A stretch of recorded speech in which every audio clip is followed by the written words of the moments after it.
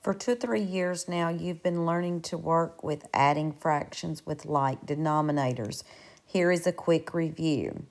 Before you can add or subtract fractions, the denominators must be the same.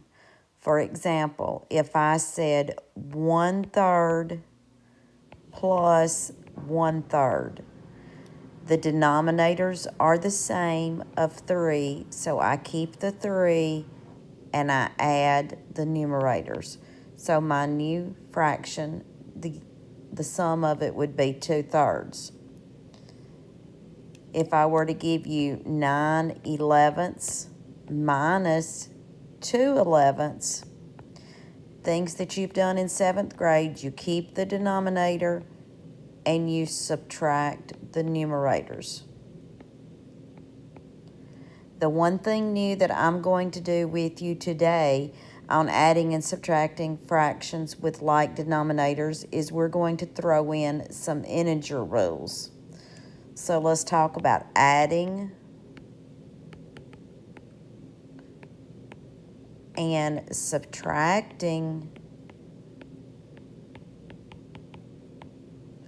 fractions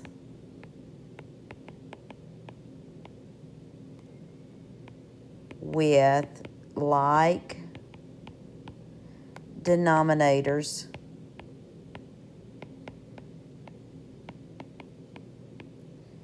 that contain integer rules.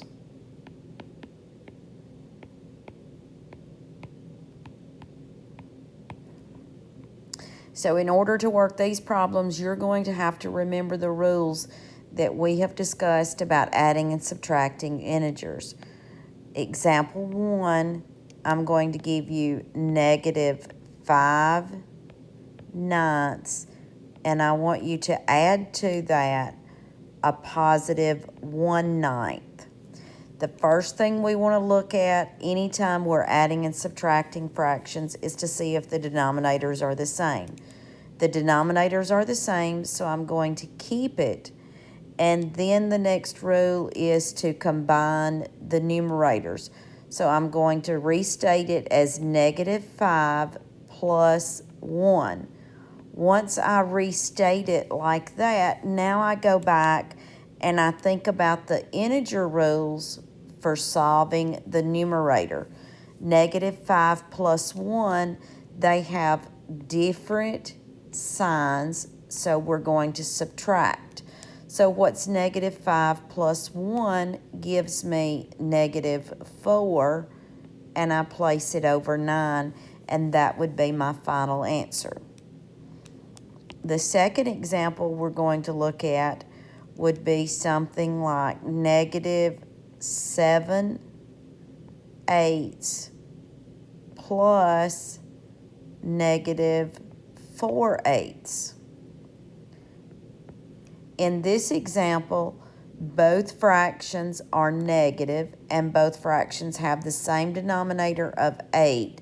So I'm going to keep the 8, and since they're both positive, when I restate the numerator since they're both negative and I restate it together, the rule here is same sign add. So I'm going to keep the negative sign and I add my 7 and 4 to get 11, and then I bring my 8 over. Now notice -11/8 is an improper fraction. So to change the improper fraction, we need to convert it to a mixed number. To convert improper fractions to a mixed number, we take the denominator and divide it into the numerator. Ignore the negative for just a moment. 8 will divide 11 one time, so 8 times 1 is 8. Then the difference, 11 minus 8, is 3. So 1 becomes your whole number, 3 becomes your numerator, and 8 is your denominator, and the entire mixed number is negative. if it's a subtraction problem, if I were to give you 11/12 and I wanted you to subtract a negative 7/12. Subtraction problems now carry on the same method that we did for integers. We have to remember keep, change, change. So now they both have the 12 denominators, so I'm going to keep the first one. It will remain 11/12. I change the subtraction sign to an addition, and I change 7/12 to its opposite, which is positive 7/12. 11/12 plus 7/12 gives me 18/12. Now I have another improper fraction, so I want to come to the side again, and I want to say 12 into 18 will divide one time with 6 left over. So my mixed number is going to be 1 and 6/12. But wait a minute, 6/12 is the same as 1 and 1/2. We need to always simplify down to lowest terms by dividing by the greatest common factor. Example 4, if I gave you negative 9/10 and I wanted you to subtract from that negative 9/10 a negative 3/10, again, because it's subtraction, we must apply the keep, change, change rule.